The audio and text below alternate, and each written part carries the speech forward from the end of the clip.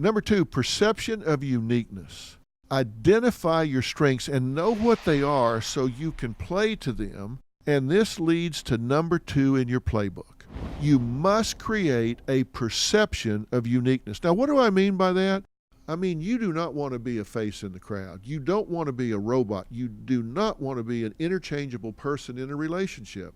At your job, anywhere, if you're just a random person, that yes person, this person can be here again, another person can be here. I didn't make much difference there. A lot of jobs are like that. You know, jobs that, well, anybody can do. It just doesn't really matter who does it. And there's nothing wrong with that, but that's not for you. If you want to improve your life, you have to create a perception of uniqueness.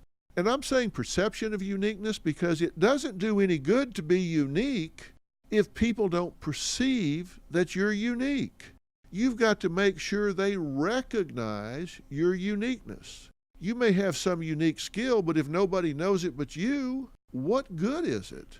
So you have to decide unique. What is it about you? You don't want to just be in the middle of the herd. You don't want to blend into the background. If you want to be a winner, you need to find, embrace, and project those things that set you apart from the herd, set you apart from everything and everyone else. Uniqueness is valuable in so many different respects. And I'm one of those people that believes in a defined product. A defined product. You cannot be all things to all people.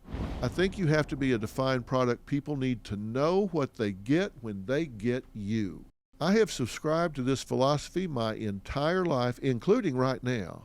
When I say to you right now, Dr. Phil, what comes to mind? Just think about that. What calls to mind? Now, in that you're listening to this, I hope it's something positive, or maybe you just tuned in because you love to hate me. Well, that's okay, because I don't have a need to be loved by strangers. But when you think of Dr. Phil, I'll bet you don't confuse me with anybody else. Now, there are other psychologists out there, other shrinks out there, other mental health professionals, but I'll bet you don't confuse me with any of them.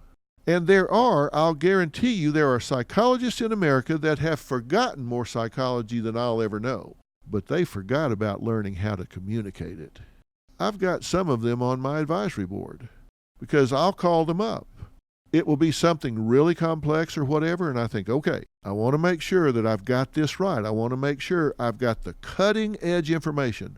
Some of these men and women are the editors of the peer-reviewed journals. So I know they've got access to research that won't be published for another 18 months. So I don't give cutting-edge information, I give ahead of cutting-edge information. What research has shown that you can get from Dr. Phil that you won't see in the journals for another year and a half. So I'm talking about OCD, believe me.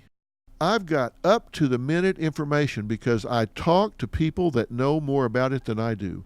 There are some people that spend their entire career on that one disorder. I don't, but I know who does. So I bring these experts in. Now, when I say you're not going to confuse me with anybody else, there are people out there like John Gray.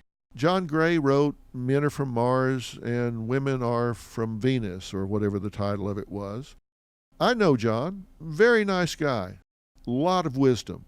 But you're not going to confuse the two of us because he's going to pat your hand and tell you it's going to be okay and why. And he's very effective at what he does.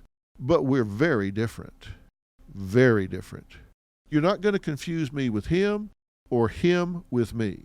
I believe in a defined product. And look, you may think my defined product is I'm a barbarian. You may think I'm the second coming of common sense. And you're probably both a little bit right. But you don't confuse me, and that's what I want you to decide. What is it about you that's unique?